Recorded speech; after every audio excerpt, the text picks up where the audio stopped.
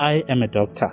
I am a data collector. I'm a pharmacist. I am a clinician. I am a counselor. I am a nurse. When the AIDS pandemic hit, we had information, but with COVID-19, we were never ready for the real impact. We are frontline workers regardless of a pandemic. We had to become resilient. That was our biggest motivator. We are health providers. We are health providers. We are health providers. We are health providers.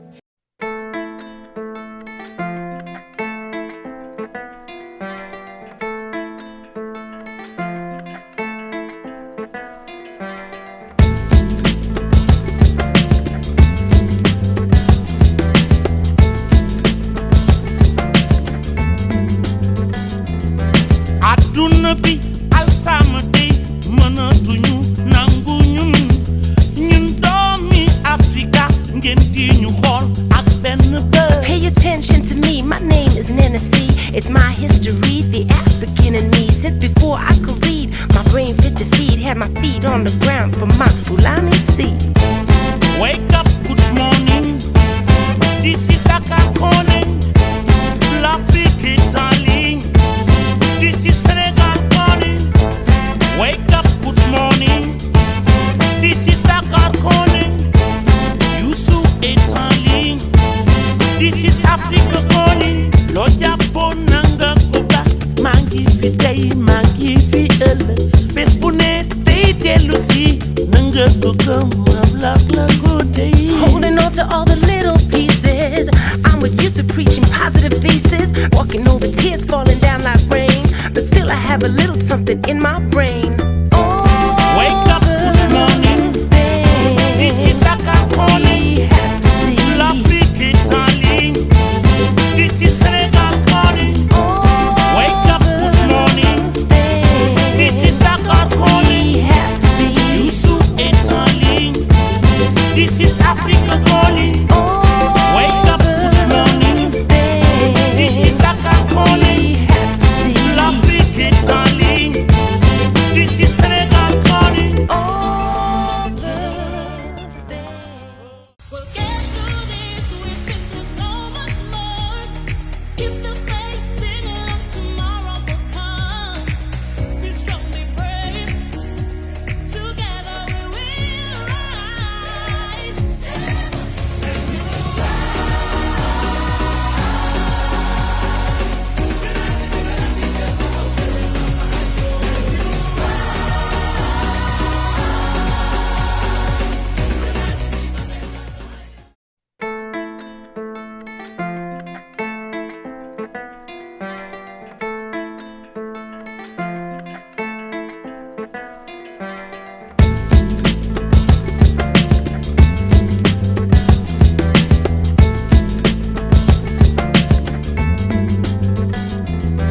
Aduna bi alsama day mënatuñu nangu ñun doomi Afrika ngeen di ñu xool ak benn bët. Pay attention to me, my name is Nana C. It's my history, the African in me. Since before I could read, my brain fit to feed. Had my feet on the ground for my Fulani seed.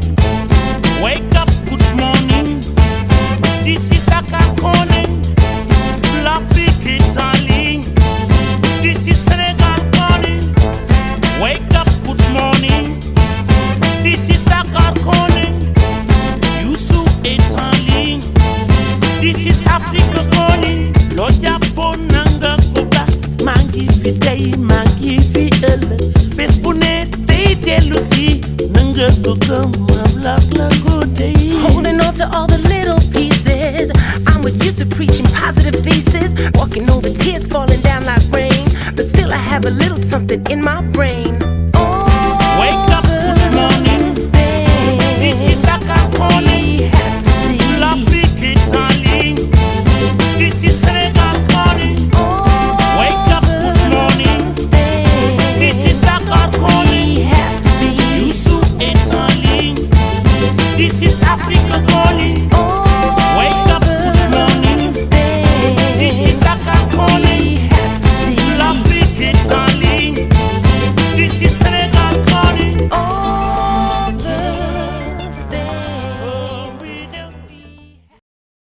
Well, a very good morning to everyone. Good morning, good afternoon, good day. My name is Wale Amayan, and I am the adolescent HIV focal point at the World Health Organization in Geneva, Switzerland. It is such a pleasure. It is a delight to welcome you to day 3 of the PATA Summit, where we will look at bringing health workers, health providers, communities into the conversation as partners and as leaders in the HIV response. For a long time, and you all would be aware of this, that people living with and affected by HIV have been the backbone of the HIV response. They have campaigned for their rights. They have expanded and informed evidence-based programs, supported and guided the design and implementation of HIV programs and health services. However, there is still this sense that there is still so much more to be done.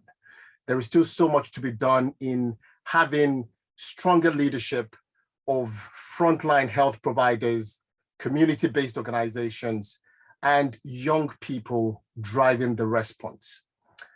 So the big question, and it is a big question, is how can we effect change and ensure that health providers, clients, community-based organizations, networks of people living with HIV are leading the response, and not just in words, but in action and in deeds. With the required mandate, of course, the structures and the investment needed for them to make and provide this leadership. It is a big question. I'm sure you're wondering, how big this question can get. But I have even bigger personalities and panelists who will help us to dissect this question, carve it out, and do justice to the question. And I'm just going to go ahead and now introduce our fantastic, esteemed panelists, including Degan Ali, who is the Executive Director of ADESO. ADESO is a humanitarian and development organization that is changing really the way people think about and deliver aid in Africa. Degan has been leading the decolonization development movement and was the architect of the grand bargain commitment of 25% of funding to go directly to local organizations. No mean feat, you would agree. Secondly, we have, and it's a pleasure really to have Angela Motsuzi, who is an inspiring health provider and social entrepreneur. She is living positively with HIV. Angela owns and runs the Unjani Clinic in Bramfisher, Soweto. The clinic provides essential medical care in minor sicknesses, sexually transmitted infections, family planning, HIV testing, and so much more. It's a pleasure, real pleasure to have you, Angela. We have as well, probably he needs not a lot of introduction, so Tinashe Rufuwadzo is the program director at Y Plus Global. Tinashe, of course, is a young leader, an accomplished practitioner, and an advocate, a strong advocate for the health and rights of young people living with and affected by HIV in all their diversity. With us as well today, delighted that you would hear from Marian Musumkuzi, who is the AIDS Funds Program Coordinator in Uganda. Marian is a program management specialist with an in-depth understanding of the current HIV AIDS prevention programming among women and children, as well as the socio-political and economic contexts in which it is conducted. When we have the live Q&A session, we will have as well Martine Veifa, who is the team lead for children, youth, and women at AIDS Funds. Martine is an experienced program manager and has been involved in funding and advocating for teams to fund, community-based organizations, youth-led organizations, NGOs in community-led interventions in the HIV response. So I'm just gonna, pause there. It's going to be an absolutely exciting session. I would like you to, engage and be part of, what is going to go on here. And we'll just go, into the presentations. These are pre-recorded videos that you would hear on the critical role of the Global South. I'd mentioned that in my opening, the critical role of the Global South, civil society, and young people in health systems change. So I'm just going to hand it back over now for us to hear this fantastic presentations. Over to you. Good morning, everyone. Thank you for having me today at the PATA 2021 Summit. I'm here to talk about strengthening Southern leadership and community-driven systems change, and how the decolonization movement is actually very much linked to the health and HIV response. So what does decolonization mean, and what does it have to do with aid? Calls to decolonize are about recognizing, making visible, and working to address the legacies that colonialism, empire, and racism continue to have, and envisioning a world beyond these repressive structures.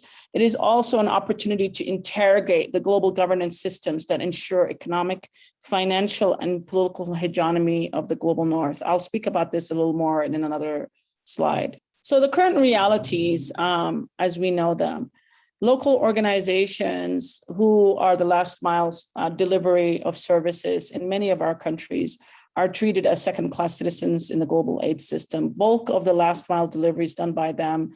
They incur much of the security risk and financial risk, but there's no real power that they have in the design, in fundraising, and communications, in M&E or representation in decision-making fora. And this applies to both, humanitarian and development interventions. National governments in humanitarian contexts, where the UN and international NGOs are leading, are marginalized and stripped of power. They lose their sovereignty. In more development context, the aid system only perpetuates the global economic, trade, and financial inequalities through WTO, IMF, World Bank, and UN. And only about 0.2% of the global humanitarian pot of funding, I think it varies around 26 to 28 billion per year, goes directly to local organizations. So you can imagine $1 from USAID, only 0.2% is going directly into the budgets or local civil society. And about 2 to 4% of development funding is going directly into local civil society. So we see that there's layers and layers and layers of intermediaries. And this is not only just the UN, where that dollar is given to a UN agency, and then that UN agency subcontracts an INGO, who then subcontracts another INGO, and so on. But it's also the layers of intermediaries include contractors, and particularly in the health space, as they end up delivering huge amounts of the services. And these are not private contractors from the Global South. These are private contractors working for USAID and other donors from the US or other countries. And decision-making fora are led by the UN and INGOs with no real government or civil society leadership or involvement, both at the international level and in the humanitarian system. There are various structures such as the IAC, and then within the Grand Bargain to the national level at the clusters and the humanitarian country teams. So let me just give you some definitions, as a lot of these definitions are thrown around, and there is no real, I think, clarity on what people are talking about. So when in an effort to address racism and white supremacy that exists in the aid system, there has been a lot of calls to implement DEI strategies. And this addresses issues of diversity of staff, leadership, it's around pay equity, diversity in your boards.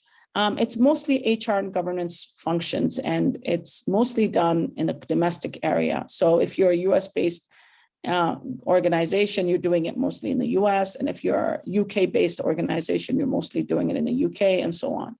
Localization is more about the effort of the Global South to seek equality in the system and to stop being marginalized. And that's been called localization by the Global North. But it's become more and more about shifting more funding to local organizations and for donors to meet their 25% grand bargain commitment. So one of the commitments that was made during the World Humanitarian Summit was that the same donors who are giving humanitarian funding and giving development funding in the health space made a commitment that 25% of their funding they would give directly to local organizations. This is a commitment that most people in the development space don't know about. So USAID has this commitment not only for its humanitarian funding, but also its development funding. And also look at how INGOs can work in complementarity with local organizations. And that's what the localization debate has really been about.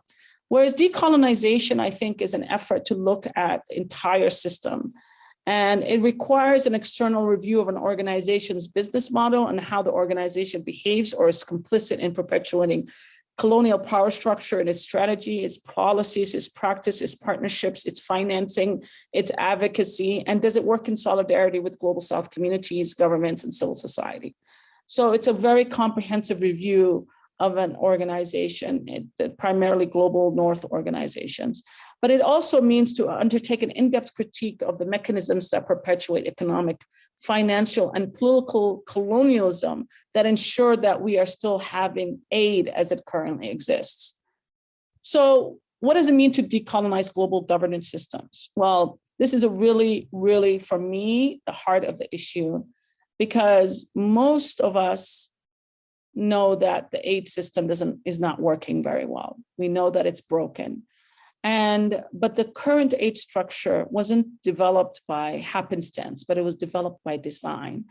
As part of its efforts to ensure control of our economic and financial and political power, the Global North institutions ensured that there were things called the Bretton Woods institutions, the WTO, World Trade Organization, the IMF, the World Bank, the UN Security Council, veto power. All of these things were created to ensure that the hegemony of the North continued. And how does this play out in African countries, for instance? And how does this directly relate to health? Well, it relates to health because as a result of these global governance systems, that's what they're called, they're not really global in nature. It's still controlled heavily by European, US, Canadian donors and countries, former basically colonizers or empire builders. And so it means that, I'll give you a very good example and practical example. It means that we in Africa are a source of raw materials. We're not a source of final products. We're not a source of tires, but they just extract rubber from our countries. They take the cocoa from 14 West African countries, but they don't sell high quality African produced chocolate. They take that cocoa, turn it into Swiss chocolate and sell it, 5 times the price, 10 times the price in their countries. See, those are things that we can't benefit from. And the lack of ability for ourselves to benefit from these systems and having fair trade rules means that we are continually being exploited and we don't have the money, the resources to invest in health, in education, in food security, and all of these essential things for our citizens. And it means that we have to be dependent on handouts, which are what? Aid. Means an INGO comes and supports Malawi in food security. Malawi, post-colonialism, had some of the strongest food security mechanisms in place. They had subsidies for their farmers. They had a massive reserve for dry seasons and emergencies. All of those were eliminated by whom? At the request of the IMF and World Bank as conditionalities for loans. So what did they do? They eliminated all of their reserves. They allowed themselves to be completely vulnerable to food insecurities, the same things that the global North countries are not willing to do for themselves. They subsidize their farmers, they have their reserves, they have all of these things, but the global South had to do this as a condition of getting loans. And so what happens, a drought happens in Malawi a few years later, and then people are hungry, and INGOs are funded by the same donors who made these same rules and regulations and enforced them on the country of Malawi, are now funding Save the Children, a UNICEF, an Oxfam, or whatever, hunger program, or a food security project, or a WFP food delivery. You see, so on the one hand, there's massive amounts of taking that's happening by the global North institutions. On the other hand, they give a little bit of drops to us at the time of crisis in the form of aid and say, you should be happy with the crumbs and that you're getting. What we need really is for there to be true justice is that global South countries and global North countries should have equal voting and representation in the governance systems. So one country, one vote. There should be full debt relief that's completely unconditional. And we need a level playing field so that we can compete against these global North institutions in a fair way and earn the money that we need to earn to get the income for our countries and then be able to support our health services and our HIV programs.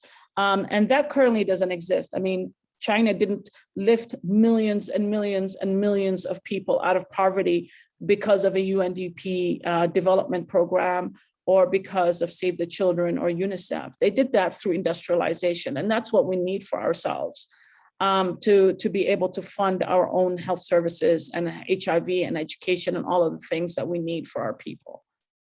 So how do we decolonize the relationship with global South countries? National and local governments, along with civil society, should be at the center of humanitarian and development services in support of country development agendas. So the duty bearers is the government, and they are the ones that should be supported, not INGOs, not contracts, not UN. And we need to ensure that they are given the right resources, the right support in terms of the funding going to direct budget support to fund their development agendas, not as a result of an RFP that USAID has done for PEPFAR that has been developed in DC or has been developed in these capitals in the exclusion of the governments. USAID or other donor-driven HIV and health investments should be in support of government budgets and provide at the most local level to have impact. And that's another thing. We need to understand that we're not going to have huge impact on delivery of services without going to the most local level possible, at the community level, and not at the national level, not at the regional level, but really at the community level. And not to support intermediaries like contractors and INGOs, but really to support the community health systems. And investing in community and health system strengthening is a key priority. And patients should be at the center of that investment. There should be a recognition that the patients have to be involved in the design of the service delivery, not as just an afterthought in the process. So for local civil society, local NGOs, significant effort needs to be made in developing the pipes and the infrastructure to create an enabling environment to move money directly to local organizations. The grand bargain has been a grand failure for that. Language about risk and capacity building is quite racist because it assumes that local civil society are the only ones who are risky, that INGOs and UN agencies are not risky, when we know for a fact that that's not the case. I have personally witnessed huge scandals of fraud and mismanagement of funds run by these same agencies, but somehow they get a pass, and the local NGOs not only don't get a pass and are blacklisted, but the entire sector, at least we've seen this in Somalia, all local NGOs are blamed for the actions of one. And this is really, we can't call it anything but racist. And so we need to have a really different conversation about capacity building and risk sharing. Unrestricted and core funding needs to be provided to these groups, to local civil society organizations to improve their compliance systems. So on the one hand, we say that they don't have capacity and they're risky, but on the other hand, with the resources that are necessary to support them are not given to them. They don't get unrestricted funding like INGOs get, who have received 50, 60 years of investment from their governments, whether Dutch NGOs, British NGOs, in the form of partnership frameworks that have developed their backend, that have developed their HR and their finance and their compliance systems. Local organizations don't have that benefit. So not only do they not get any overheads in the projects most of the time, but they don't get any unrestricted or core funding invested in them. So when you hear of an INGO or UN agency saying we've partnered with the same local organization for 20, 30 years, it's something that I find quite tragic and sad and not something to be proud of, because my next question is, why is the local organization still working with you? Why haven't they graduated and are now independent of you and getting the same funding that you're getting and competing with you? And that's what we should be striving towards if we're really talking about decolonizing the sector. And the voices and the choices and feedback of communities needs to be prominent in the design and implementation of programs. And this is even more critical when we're talking about health and HIV response. It's really important that the patients be part of the design of service delivery, because they understand what they need most.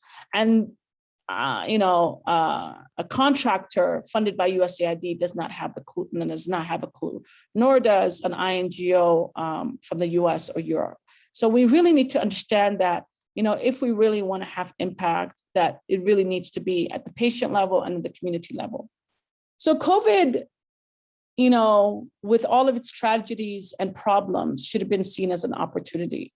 So we had a departure of international INGOs, contractors, and UN from our countries during COVID. And this departure should have been a great opportunity to demonstrate how critical local systems and organizations are to ensuring continuity of delivery of services and impact. The world didn't end. The service delivery continued. Just because these guys left our countries, they probably thought that they were so critical to the functioning of the programs, but they weren't. And the reality is that I think that it made us in the Global South much more creative, much more self-reliant, and recognizing that in the end, we're alone and we have to support our communities to the best of our abilities. So for example, multi-month dispensing of medicine and virtual support groups were established. And these are some of the innovations that were done at the local level. And while we had to become self-reliant and felt abandoned, the old system doesn't recognize our capacity and wants to continue the old way of working. So now we should be having a conversation saying, we've had an experiment where the international system basically abandoned the Global South for 1.5 years. So should we now have a really frank conversation about how relevant they are in the response, in the service delivery? Unfortunately, that isn't the case. The knee-jerk reaction is to continue the status quo. And then another point I really want to make is that the global response to COVID of lockdowns that has destroyed local economies in the Global South countries that didn't have safety nets demonstrated that our health strategies are still global North driven. And I found that very shocking that our governments were willing to have their health policies be determined by global North actors without any real reflection or interrogation if this is the right thing. This pandemic, yes, everybody was panicking, everybody was scared, but should we be shutting down the entire economies in very poor countries where their safety nets didn't exist? And we can see the data showing, WFP is talking about some of the largest food crises maybe in history will happen globally as a result of COVID. So I personally have seen this in Kenya with people that I have never expected to be food insecure, being food insecure for the first time. So there's definitely, I think, we in Africa need to really start thinking about whether we want our health policies and strategies to be controlled by the North or whether we should be driving them ourselves. And what works in Europe and US cannot necessarily work in Africa. That's all for me today. Thank you so much for listening to me. And I look forward to hearing your questions and hopefully being able to answer them and engage in a conversation with you. Thank you.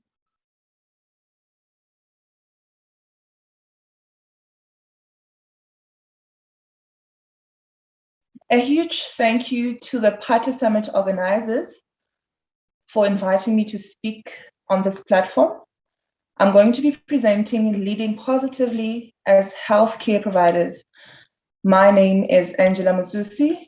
I'm owner and founder of Unjani Clinic Bamfisherville, and I am also a co-founder of HIV Survivors and Partners Network. Well, I'm a professional nurse. I'm living with HIV. I was diagnosed in 2011 and started ART in 2014. As mentioned, I own and run a private clinic. I'm a guardian to a 17-year-old boy who was orphaned at one year old, born with HIV. And as mentioned before, I'm also co-founder of HIV Survivors and Partners Network, which specializes in advocacy for serodiscordant couples. So what does it mean to lead positively as a healthcare provider for me? Advocating against stigma and discrimination, as it still very much exists in our communities. It means being proactive, equipping myself with knowledge consistently as often as needs be. As we all know that scientific research is being done on a daily basis, it's very important that we as nurse clinicians know the resources, the policies, and the guidelines that govern our day-to-day work. Understanding that HIV is more than a health problem, and to address issues of compliance and retention on treatment, especially for children, we will need collaborations with other stakeholders. Now, when speaking to this point, a particular story comes to mind. It's a story of a 12-year-old that I was initiating on ART. And right after the initiation, she started crying. And then I thought to myself, but why are you crying? I mean, you're going to be fine, you know, your immune system is going to be strong, it's going to fight off the HIV in your body, your life is going to be normal. And she actually said she was crying because she actually didn't have anything, any food to take, you know, her treatment with. And then it dawned upon me that, you know, collaborations are just not an extra or a nice to have, but absolutely possible, that we needed to rope in other stakeholders, your social services, to ensure that management of HIV in children is actually a success. It means understanding limitations as a nurse clinician and knowing when to refer a client. It means being sensitive to the fact that stigma still unfortunately exists in communities, and therefore psychological support for children is a non-negotiable. Leading positively means understanding that an HIV diagnosis is life-changing, and therefore knowing when to disclose to a child and how to disclose is critical, as this might affect the child's adherence to treatment. So what are some of the challenges or barriers to initiating and keeping peds and adolescents on ART? With facility-based challenges, delayed infant diagnosis. In an ideal world, at a 3 days visit to a health facility or to a clinic, it would be best to have the PCR results.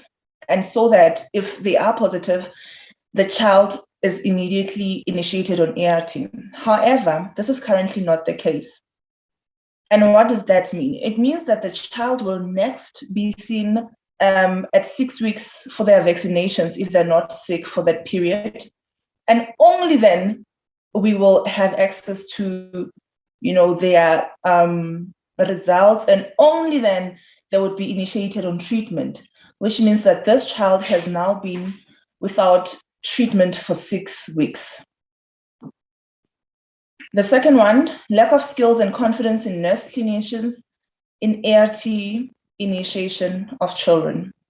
To date, nurses still find it incredibly difficult to initiate peds, or children rather, on ART, and we can do with a bit more support in that regard. The third point, a lack of integration between maternal child and women's health program. This is evidenced by the low number of children under the age of 5 years being investigated for TB, or tested for HIV. Signs such as loss of weight and failure to thrive should prompt nurse clinicians to investigate for TB or HIV, but this, unfortunately, is often not the case. With patient-related challenges or social challenges, unstable home environments. As we might all know, children that are born to HIV-positive parents are orphaned at a very young age.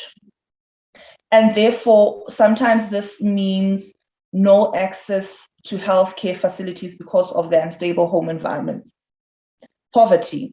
Again, this speaks to access to healthcare facilities. You find that a healthcare facility is just far, and sometimes you get to experience issues of the primary care provider at that time saying they don't have money to reach a certain facility. And stigma and discrimination. Unfortunately, in our healthcare facilities, we still have rooms that are designated for specific conditions. For example, you would have a room with a nurse that is designated to normal chronic illnesses. Now, when I say normal chronic illnesses, because that's how they're termed, or lifestyle, diseases, then in that room we know, okay, only hypertensive patients, only diabetic patients, patients with asthma, you name them, go into that particular room. Then there'll be the TB room. Only TB patients will go into that particular room. Then there'll be the ART room. Only, HIV infected individuals will go to that specific room. And after some time, it becomes known that only HIV patients are going into that room. And that, in fact, perpetuates the stigma and discrimination. And therefore, this can be, a reason for children not to adhere or not to want to access healthcare facilities. And the next point would be rebelling on treatment, often caused by poor disclosure or non-disclosure to children, and children having to find out about their diagnosis through the internet. Maybe they Google the type of treatment that they're on.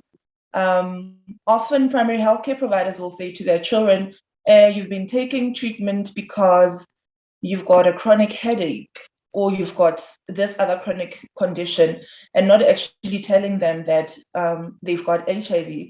So equipping primary healthcare providers, not primary healthcare providers, but caregivers with information will actually assist in retaining children on treatment.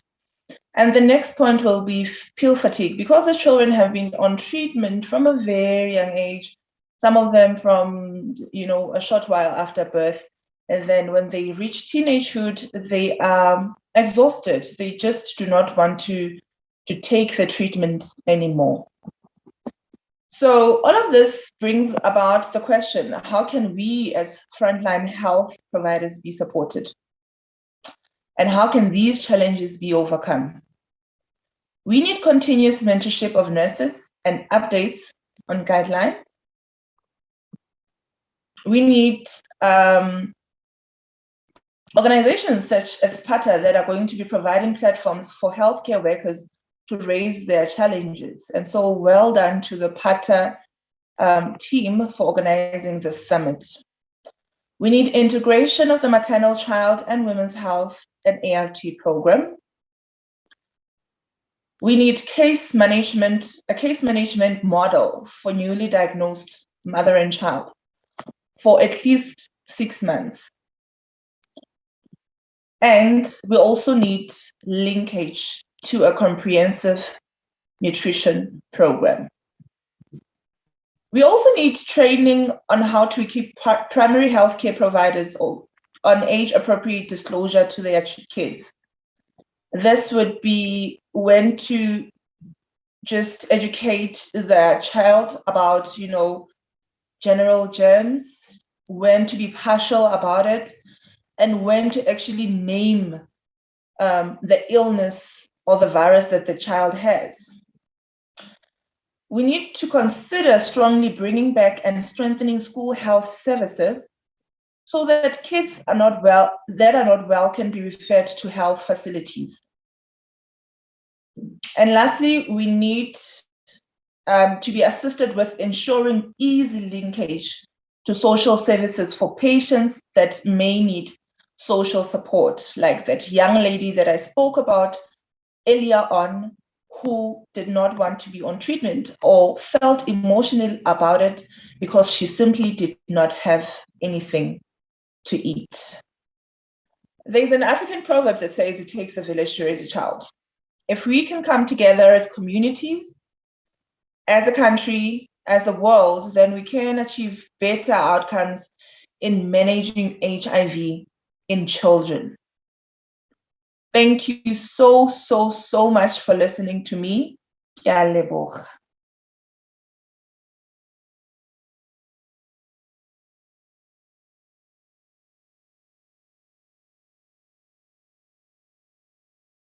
It is 2021, and we continue to witness empowered young people leading the conversation around HIV prevention, treatment, care, and support.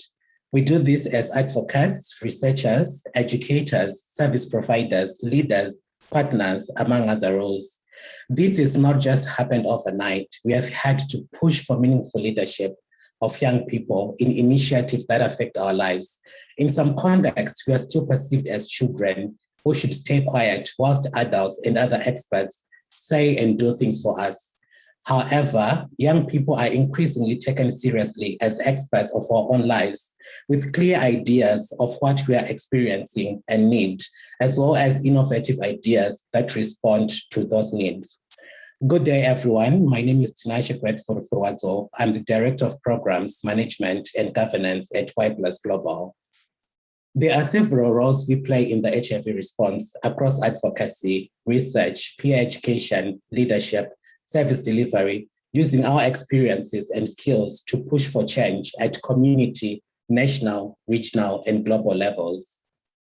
We are the most effective advocates for our own health and well-being and that of our peers. We know the barriers and solutions to accessing health services. Some of these solutions, such as comprehensive sexuality education, may not be popular in some contexts. However, we push for the conversation even when it is uncomfortable, because it is important that we speak to our realities in order to propel change. Examples of young people playing an effective role as advocates can be found in the resilient and empowered adolescents and young people, also known as the Ready Movement, which supports adolescents and young people in all our diversity to understand our sexual and reproductive health rights and support our peers in making healthy choices. Most specifically through the Ready Press project and in line with the research recommendations, networks of young people living with HIV in East and Southern Africa have been successfully advocating within parliamentary committees and technical working groups to lower the age of consent for HIV testing from 18 to 15 years. Elsewhere, Ready advocates have brought the voices of young people to regional and international conferences on HIV and to the UN to speak out on barriers to accessing healthcare. There are several studies that research our behaviors and investigate our health outcomes of specific interventions. However, we are not only subjects of research, we are also researchers helping to answer the complex questions. For example, in 2019, young researchers led a trial to evaluate the effectiveness of the Zandile model for HIV-related and psychosocial support services for adolescents living with HIV in the rural districts of Zimbabwe. The study found that adolescents receiving Zandile services and Ministry of Health and Child Care Services were 42% more likely to be virologically suppressed than adolescents receiving Ministry of Health and Child Care Services alone. Not only were young researchers involved in the rollout of the trial, but they were also involved in taking up and using the findings to coordinate the successful implementation of the Zandile model within the intervention clinics at the rural district level.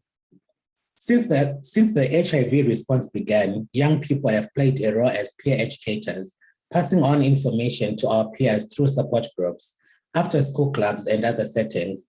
These efforts are ongoing, and the content of education and the way young people educate their peers has evolved. Young people deliver sexuality education on sensitive topics such as same-sex relationships, intergenerational relationships, violence, and safe abortion to respond to the real questions and experiences of young people so they can stay healthy and make informed life and health choices. For example, YouthLead, a network of young key populations in Asia and the South Pacific, has a number of programs that support peer education through 14 youth-led organizations to share information they may have received at school or at home with their peers.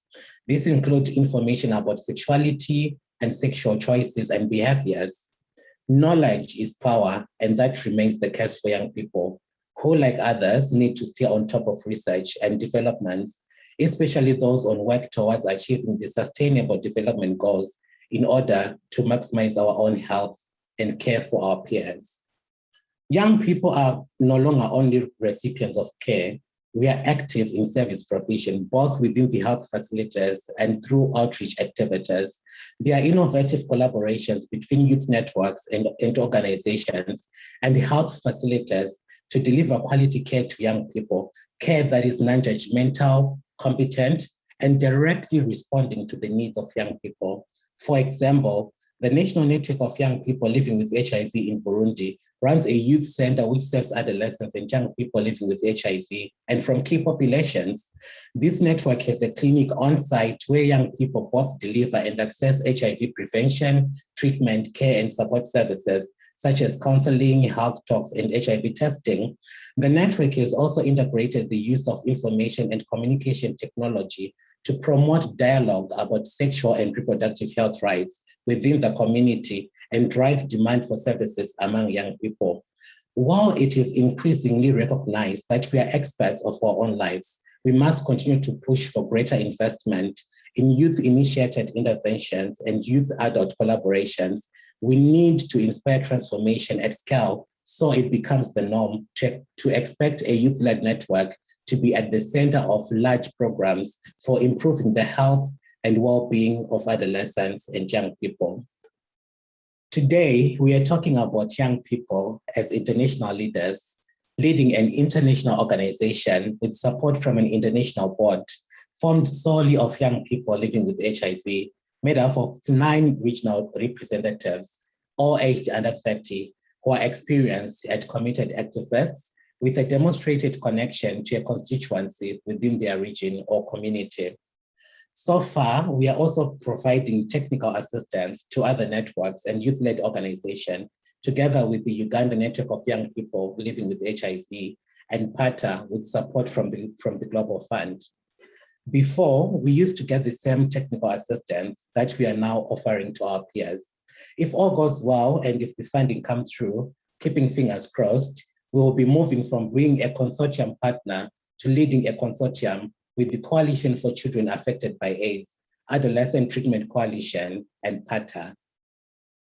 Young people and health providers are key partners. Together with PATA, we have been working towards improving health services for young people living with HIV through community-led monitoring and advocacy using the Ready to Care scorecard, where health providers and young people work together to review service experiences and plan how to improve services in ways that young people would prefer. I encourage health providers to reach out to young people in their facilities, ask them questions, get their input, see how to work with young people as partners, trusting them and involve them meaningfully. Let us continue to engage young people as experts in the delivery of our health services, support peer-led interventions, invest in the capacity building of youth-led organizations or networks. Together, let us work towards improving the quality of life of children, adolescents, and young people in all our diversity. The days of being the sidelines are over. We must be at the center of these initiatives. And the examples shared shows that us as young people, we can deliver if we are well-resourced and mentored to do so. Thank you.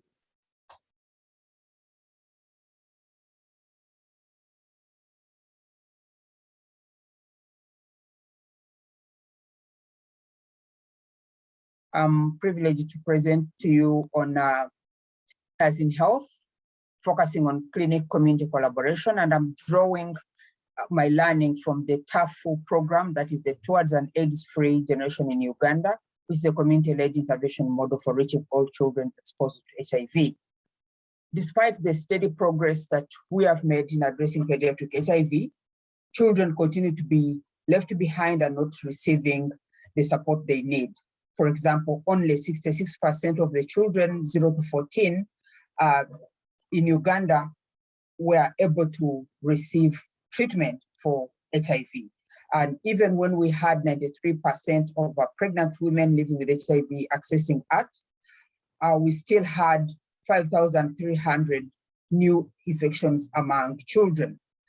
We also continue to see children dropping out of care or not reaching viral suppression due to poor treatment adherence and suboptimal regimens. And we continue to face challenges in early infant diagnosis. And this is a very important opportunity that we'll be having if we are to reach all the children that we need. Looking at this, the unmet need mainly falls on the fact that even when we know that children are born and raised in communities, care services are mainly health facility based and they do not reach most children. Linkage between health facilities and communities remains weak. And this means that those in their need of being enrolled in care are not being found. So these persistent gaps that we are seeing in pediatric HIV response require new and additional ways of reaching the last child. This is where the role of communities comes in because they know their own best, they understand the context and the needs of their communities, making them better placed to promote health while being sensitive to their values. This also makes it now better for the community health worker who is a perfect link between the home and the health facilities. We still have a missing link in the sense that even when we know that it takes a village to raise a child, communities are not empowered to find these children. They are not linked to health facilities. They are not adequately trained, nor are they facilitated, monitored, or coordinated. We have community health workers still working as volunteers and children being represented, even when we are not sure of how good this representation is. Against this background, then, we developed the TAFU approach, whereby we are looking at building a strong community system that is well coordinated and is able to link the children to the health facilities. This system is based a lot on the community health worker because this is one resource that can get into the household, can get into the community groups, and if well prepared, can get to the health facilities. TAFU model focuses a lot on addressing the barriers that we have at different levels. We have the barriers at community level, we have barriers at family level, and also at health facility level. And in this way, we use the community health worker to address the different barriers or the different challenges like creating awareness, addressing stigma, facilitating economic empowerment, and also starting and strengthening treatment support groups, which are then very useful when it comes to having this family linked to services and also retained in the service or the provision of care. So capacity building of this community health worker is very important, and we ensure that we have them facilitated so that they are able to continue doing their work. We link this strong community system with other important structures like the line ministries, like the health facilities, and also other implementing partners. And this way, we have a strong coordinated system that is going to help us move from the household to the community and the health facility. And because we are having this system running across the board, we are able to do a perfect collaboration and also able to follow up at different stages of provision of services. So working through a community system approach TAFU seeks to complement ongoing interventions that are largely health facility-based, with emphasis on the collaboration and working together. And this is why we focus a lot on coordination meetings for the different stakeholders like the health facility, health workers, the community health workers, the other structures like the community gatekeepers, the school head teachers, the district health teams, so that we can bring them together and we all share a common understanding. We also focus a lot more on joint community outreaches, follow-up visits, and community dialogue, so that the issues that arise at different levels, whether at the health facility or in the community, are shared by all the different stakeholders. And we'll see this as something that will help in the community facility collaboration, which is a very strong pillar in reaching out to the last child. Having done this, we are able to see a strong linkage between these different structures, and this has helped in improving identification, referral, retention for both mothers and their children in care. And it has also helped us to reduce on stigma, reduce on lost follow-up, and have a better working relationship between health providers and at different levels, community and health facilities.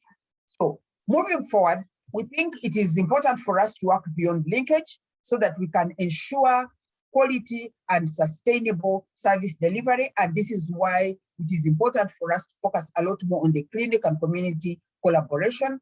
It is important that we look at complete well-being of the child, and therefore, beyond the collaboration of the community and the health facility, we also need all the different stakeholders, like the governments, like the funders, so that we have a complete attention given to this child.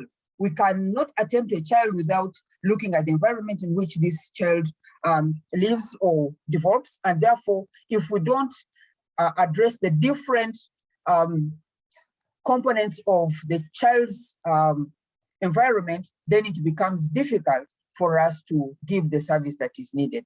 We definitely need well-equipped health facilities. We need to prioritize well-trained, facilitated, and motivated health providers at both community and health facility so that we can reach all the children. And looking at this kind of multi-sector approach, it is important that we can borrow what we have learned from TAFU as a program, what we've learned from the C3, that is the clinic community collaboration, to form a strong partnership. And I'm happy to note that we have this as part of the breakthrough partnership so that we are able to address barriers at family, community, government, and funding levels. Because if we have this kind of partnership and collaboration, then we are able to address all the different barriers. We need to be seen, and we need to purpose to work together, and we need accurate information for caregivers and all service providers regarding all the service providers, all the implementing partners, and all the stakeholders, so that what is done in one country, for example, can be used as learning and it's shared in another country. And I think investing in this collaboration at all levels with the client at the center is a very important factor when it comes to this service delivery. We need to continue seeing funding commitment and favorable space for health workers at different levels, and we need empowered young people to have autonomy in their treatment and care with correct information.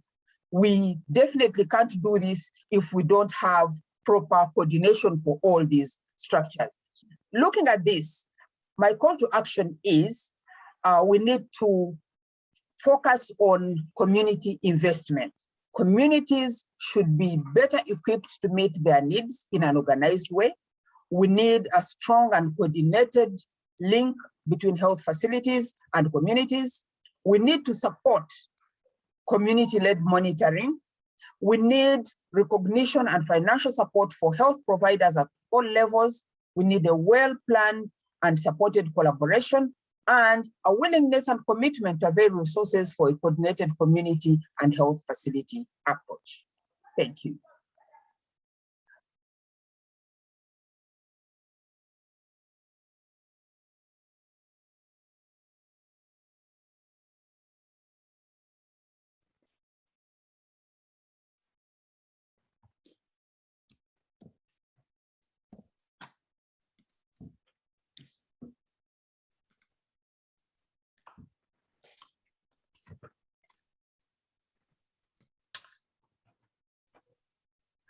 Wow. Absolutely fantastic. You know, I've listened to those presentations and I'm just, I'm probably, you know, lost for words. You know, powerful comes to mind, awe-inspiring, passionate, insightful. I mean, we could go on and on, but thank you so much to all the presenters. Just to summarize, you know, just put in context a bit, you know, what we've heard. It's quite a lot, you know, in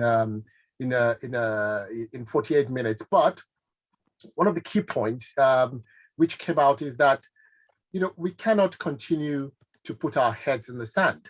There seems to be quite a lot that still needs to be done in terms of, you know, the global governance systems and redressing the wrongs. I think we saw that from Degan's presentation. At the heart of what we need to redress is the role, the critical role really, of health providers, the incredible work that they do, and the trickle-down effects or lack thereof of supporting them. Now, it is a double-edged sword, you know. On one side of the sword is, you know, as we saw in one of the slides, the inconsistencies in our health systems, in the governance. But then on the other hand is, you know, work, incredible work really that has been done by, you know, partners, NGOs, and it's about that balance. How do we find that balance to make things work? And then finally, it's about the bottom line. It's about people, it's about communities. That's what this is all about. And I'm so happy to hear, you know, Tinashe making a point of that, placing people, young people, you know, people living with HIV, health workers at the center, at the core of the response is what is absolutely needed. So before we take a look at the questions, I mean, I've seen the Q&A, I see the questions rolling in. I would just like to encourage our panelists who I have introduced earlier to, you know, go into the Q&A chat function and respond to some of the questions. I can see they're doing that already. But I'll just kick us off with the questions. And, you know, I like to start with Degan, really. Degan, if you can hear me, I mean, what a powerful way to put your points across. And I just, you know, it takes me back a bit to, you know, some of the slogans that we had as principles of global financing and health systems, you know, ownership, alignment, you know, harmonization. These are things that come to bear. And I just wanted to get your thoughts first, you know, what has been the role of these slogans? You know, are they just slogans, or have we been able to put those into action? And then something that came out in the chat as well is, how can we, you know, we look at, you know, top to bottom in terms of change, but how can we look, you know, from ground up, you know, to say, how can the local organizations, the ministries of health, those in the front lines, how can we begin to drive this change is what I would like to pose to you, Degan. Thank you. Two very interesting questions. So first of all, those words are powerful if they're used properly to motivate us, to guide us, to energize us. But unfortunately, what I've seen is 10, 15, 20 years where we've been talking about the same things. These are not new issues. We've been talking about these issues from the time of the Ethiopian famine. We've been talking about them since the 2002 tsunami in Indonesia. We've been talking about them forever, but nothing seems to be changing in the aid architecture. And I use aid very generally. I am talking about development assistance as well, not just humanitarian aid. And so I feel like we've been gaslit for 50 years as the Global South. We're told that these things are going to change, but really nothing happens. And we end up using rhetoric as a way to appease us, to keep us full for the next decade or two. And so, so I think, going back to your second question, I think where the hope lies is us in taking control and power back into our own hands. We are not helpless. We need to recognize that these are ultimately our own communities, and we need to stop being professional beggars.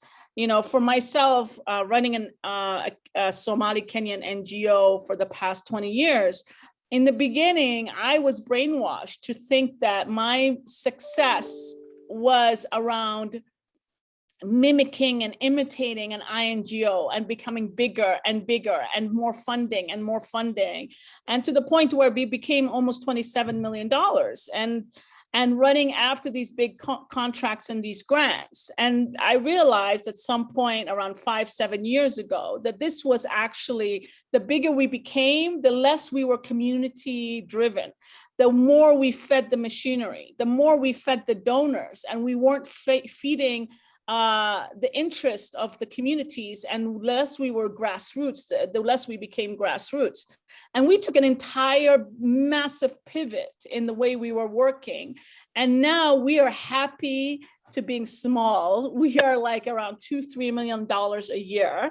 And people will be shocked, when I tell this to Global South people who are still on that path and aspiration of becoming like a mini INGO, they think this is destructive. But I think what we need to do is unshackle our brains. And we've been brainwashed to think that the modes of success are replicating the Northern INGOs and the Northern models. And we need to realize that really what we should be doing is creating our own models and our own power and our own resources in our communities. There's massive voluntary potential. There's a lot of community foundation models in Africa and Asia, where we are, the Global South is fundraising from their own communities, their own people. So I think that's where we need to be heading down. We need to figure out how we pivot our strategies and really think about really becoming genuine civil society and less about service delivery. Service delivery, that is the responsibility of the government, and civil society is the sector, is the pillar that's supposed to hold the government accountable. We need to become strong, resilient, so that we don't depend on donors, but that we can hold both the international community, but our own governments accountable. And that we can withstand problems and issues when our governments also backlash on us. Oftentimes when the governments backlash against civil society, because we're so weak, we don't have resources, we don't have advocacy people, we don't have PR people, we don't have all of these resources, sometimes we acquiesce, and sometimes we just close our shops and close our doors. So we have to think about, how do we become resilient organizations? And some of that, as Adesso, we're pursuing our own financial independence. Every dollar that we get that's unrestricted, we're trying to invest it so that we have an investment arm.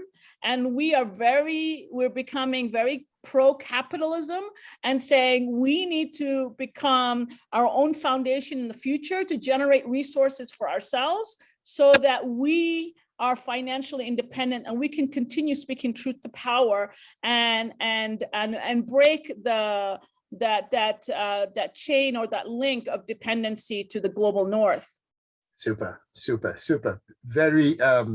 Very insightful, and really a pleasure, really, Degen, to be able to listen to you firsthand, and to be able to pose these questions and get insightful answers as well.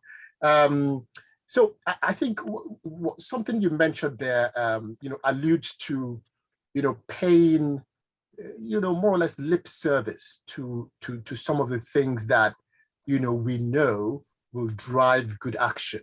And I think it's a good segue to bring in Angela in, on, support as well for health workers. Angela, your presentation was very inspiring, and I have to say you inspire me. What you do, I was a health worker as well in a few years ago. One of the most fulfilling times of my life, being able to offer direct service and seeing how that makes an effect. And I was seeing in the chat as well, the issue surrounding stigma on one hand, but also disclosure, as well. So there's a question, asking about health workers not feeling comfortable enough, like you have done, to disclose in their workplace and with their clients. And this question is just about, is there a way you think, we can encourage other health workers, to see the value of disclosure? And is it even possible to build this network of frontline positive providers in Africa? What are your thoughts about this, Angela? Thank you so much for the question, Wale. We have actually started the work in terms of creating networks where people can feel, comfortable to disclose their HIV statuses. We've got an online platform. It's a WhatsApp group. It has more than 200 ladies. Initially, when we started, it was just me and the co-founder of HIV Survivors and Partners Network. We are both nurse clinicians that are living with HIV. But then as time went on, then more nurses started joining us and more healthcare workers started joining the movement, the group.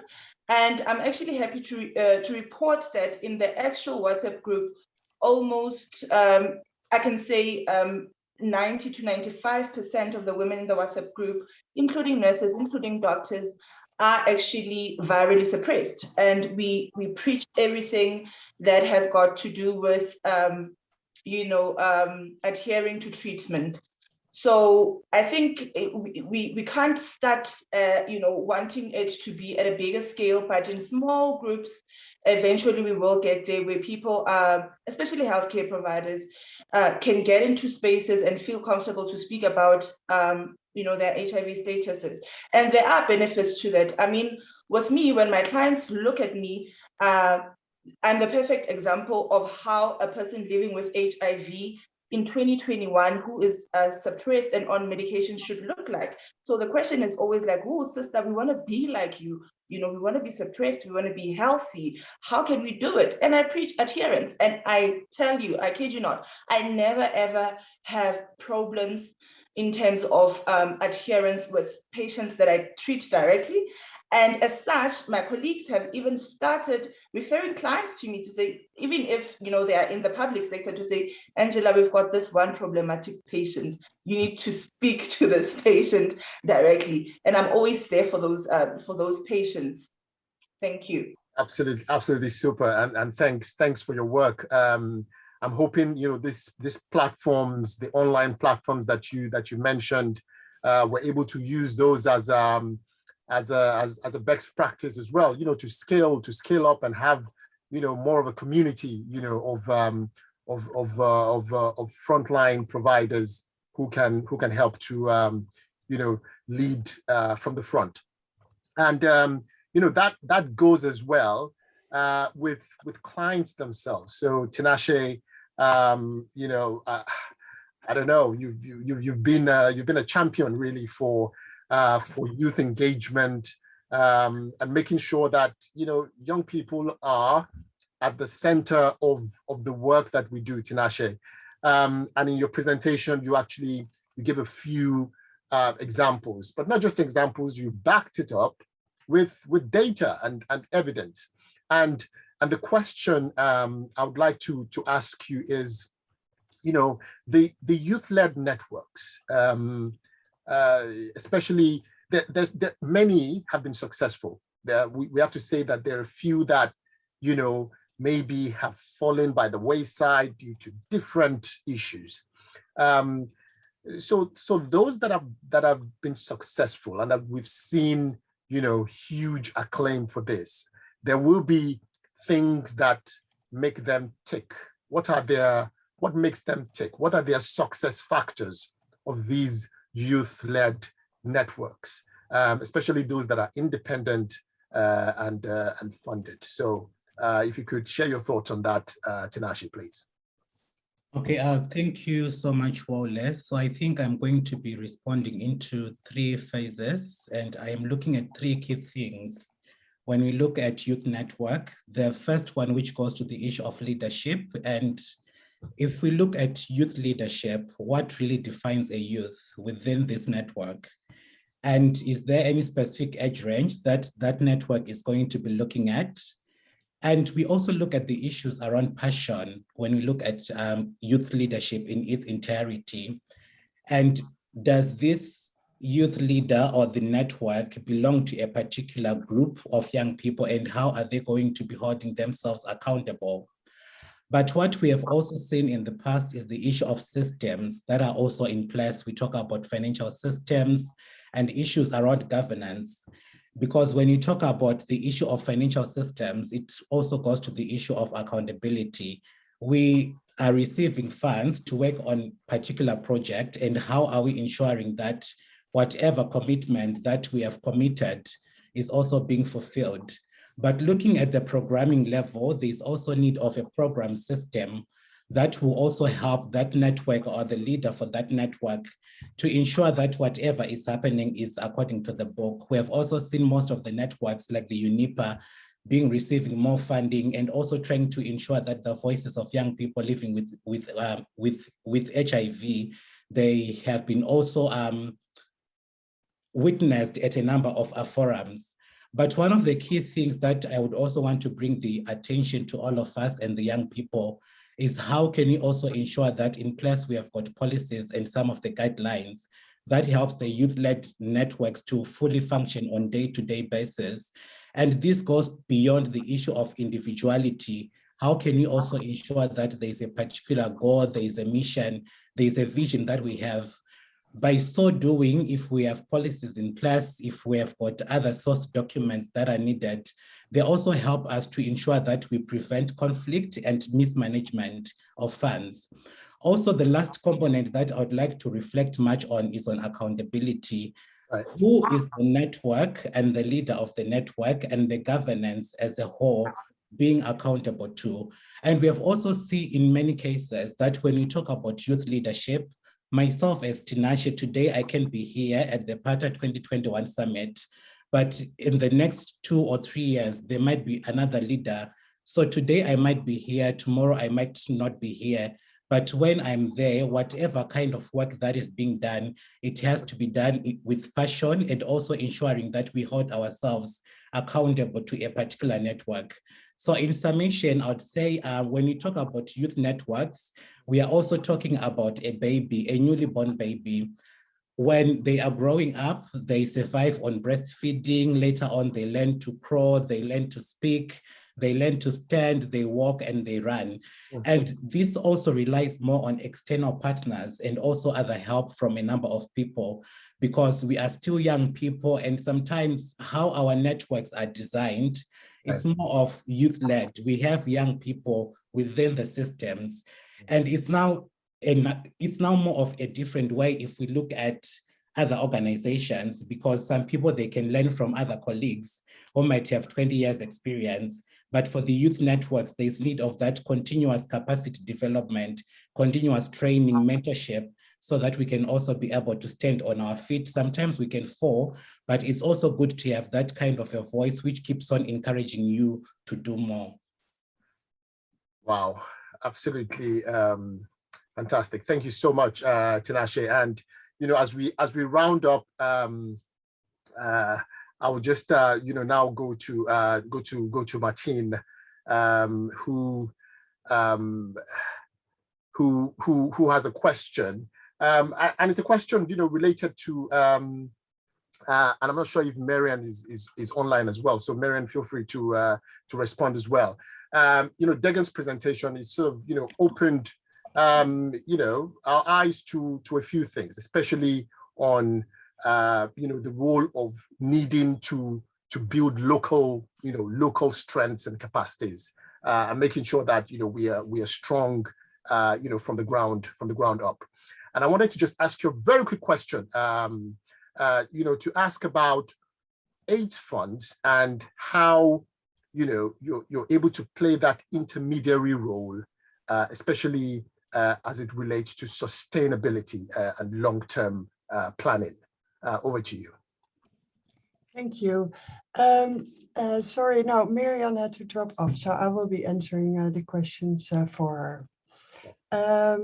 So in relation to Degan's presentation, yeah, I can only see we are indeed an international NGO, but I would say we're a national NGO working in the Netherlands, but also internationally working as a funder and an advocate.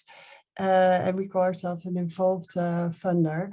But the presentation was really interesting. I was also really food for thought, because these figures were, of course, quite shocking that she presented. But as AIDS funds, we are also thinking about what is our role and how to position we ourselves. And we really believe similarly that we have to fund organizations directly and support them to become independent themselves. So although we might be an international NGO and also fundraise from the Dutch public themselves and from for instance, the Ministry of Foreign Affairs, we do believe that most of that money should directly go to local organizations and to communities. We advocate for that as well. So we not only fund directly themselves, but we also advocate for, among other donors, to fund CBOs and communities directly themselves. We do that, for instance, now through participatory grant making, where we, or AIDS funds itself, we don't have a say in who the money gets, but that this is done through, let's say, how they're called, advisory committees and decision-making committees based or completely filled with community-led organizations themselves, so that organizations in the South, in the global South, decide themselves who will get the funding. But sometimes that's not possible, and then we do it in co-creation. Part of that money, we really also would like to go to organizational development of organizations. For instance, my team working on children, youth and women, we work a lot with youth-led organizations, so that this resonates with the ask of Tinashe, where we support youth-led organizations and also support them in their own development. So that can be in fundraising, their own fundraising strategies, or governance or finance and so on. Yeah. Super. Thank you so much, Martine. And I have to say, I wish we had more time. Sometimes, with the Zoom and everything, it's more difficult, to have enough time to talk about this topic. But I think we've done really well. I'd like to say a big thank you to all of the panelists and all of you that have listened, sent in questions. It's been really incredible today. I think one thing that we can all agree to is that as we move towards 2030 and the Sustainable Development Goals to end the AIDS pandemic, we have to begin to think fast, act fast, and have health providers centrally definitely at the center of the conversations, not just being part of the conversation, but actually being at the core of it, because they're such an incredible and really important stakeholder. Now, before we close, I see my colleague has put it in the chat box, but I would like all of you, you incredible people online, but also in the satellites, to please write down your top 2 key takeaways for this prime session. It's been incredible. I've seen a lot of chats, but please, I would like you to just give us your 2. What are your top 2 takeaways for this prime session? What is new? What would you like us to act upon today, tomorrow? What will you share with your peers and friends about this session? So please write your top 2 key takeaways. As you write it and post it in the chat, also put down your name, organization, country, alongside those 2 points that I'm asking you to put down. So please, let's go now. For those in the satellites, you can write it on a piece of paper and hand it on to onto the organizers of the satellite. Please don't forget to join us today for the upcoming Africa Cafe sessions. But from me, it's just to say absolutely incredible, been a pleasure and a privilege as I hand over to Luan for some announcements. Great. Thanks so much, Wole, and just to such a fantastic panel and such a powerful morning. Just so really inspirational. I have the rather mundane task of just making some announcements, which aren't anything as exciting as the session that's just completed. But just because this will really be the last moment that we will all be together before the last closing Lekgotla session this afternoon.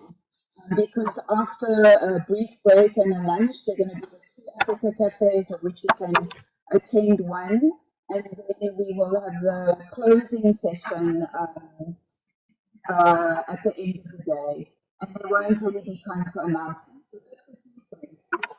Please keep on top of the hub, because you will see a little pop-up that's going to come up, and we really want to make sure that all of you complete a summit survey, and that you will also all receive your certificates, but that will be sent via email. So don't panic if it doesn't come immediately or automatically.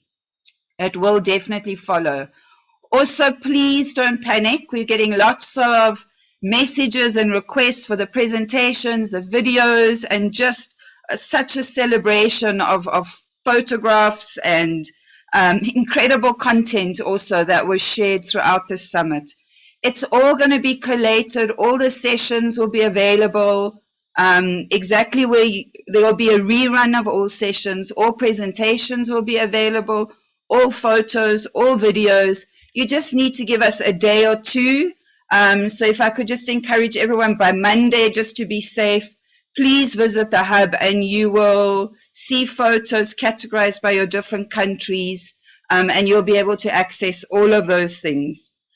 Lastly, though, and importantly, this session, colleagues, was really about being part of the conversation. So I want to urge you, really importantly, when we get an opportunity to give input into shaping things, it's really then important that we take that opportunity and we make our voice heard. So please, doctors, nurses, pharmacists, we have this really cool tool that's about to be launched, and we've just got 3 more days to give some input into it. So please go into the hub. You can see there very clearly at the bottom, it says WHO Dosing Tool Review. You just click on that and it's going to take you all of 2 minutes. And then you will see it will take you directly to the actual tool, which hopefully will come up on your screen anytime now. There you go. And you will go directly into that tool. You press start.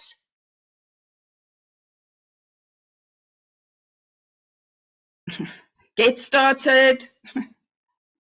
And there you go. You can just do 1 or 2 or 3 or more sort of dummy examples, and you would choose a child's date of birth. And I mean, just for practice, we can make the child maybe sort of 5, 6 months old, or 6 months, not years. Yeah, 5 months, brilliant.